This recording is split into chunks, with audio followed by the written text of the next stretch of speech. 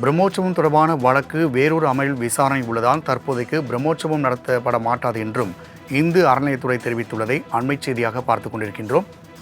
மேலும் கூடுதல் விவரம் செய்தியாளர் கிருஷ்ணமூர்த்தி வழங்க கேட்கலாம். கிருஷ்ணமூர்த்தி, தற்பொழுது நீதிமன்றத்தில் இந்து சமய அறநிலையத்துறை என்னென்ன கூறியுள்ளது? இது குறித்தான தகவலை பதிவு செய்யலாம்.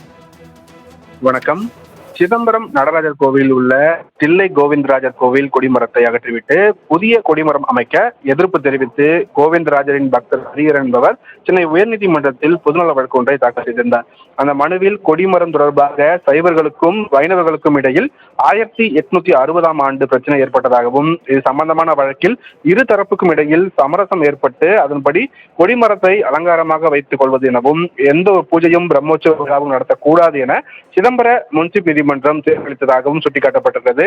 இந்த தீர்ப்பின் அடிப்படையில் கடந்த 160 ஆண்டுகளாக எந்த பிரம்மோற்சவம் நடத்தப்படவில்லை என்றும் தற்போது கொடிமரத்தை அகற்றிவிட்டு புதிய கொடிமரம் அமைப்பது முன்சிப் நீதிமன்ற தீர்ப்புக்கு முரணானது மட்டுமல்லாமல் சடங்கு சம்பிரதாயங்களுக்கு எதிரானது என்பதால் தில்லை கோவிந்தராஜர் கோவிலில் புதிய கொடிமரம் அமைக்க தடை விதிக்க வேண்டும் எனவும் புதிய கொடிமரம் அமைக்கும் திட்டத்தை கைவிடும்படி அறநிலையத்துறைக்கு உத்தரவிடவும் இந்த மனுவில் கோரிக்கையானது விடுக்கப்பட்டிருக்கிறது.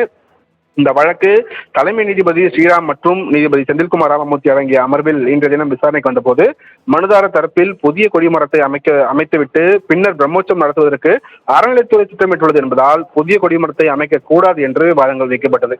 இந்த வாதத்தை மறுத்த அறநிலையத்துறை தரப்பு வழக்கறிஞர், பிரம்மோற்சவம் நடத்துவது தொடர்பான வழக்கு வேறொரு அமர்வில் விசாரணையில் உள்ளதால் தற்போதைக்கு பிரம்மோற்சவம் நடத்தப்பட மாட்டாது என்றும் கொடிமரம் சேதமடைந்துள்ளதால் புதிய கொடிமரம் மட்டுமே அமைக்கப்படும் என்று உறுதி தெரிவித்தார்.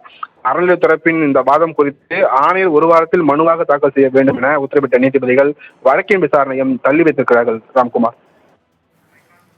கிருஷ்ணமூர்த்தி, தகவலுக்கு நன்றி.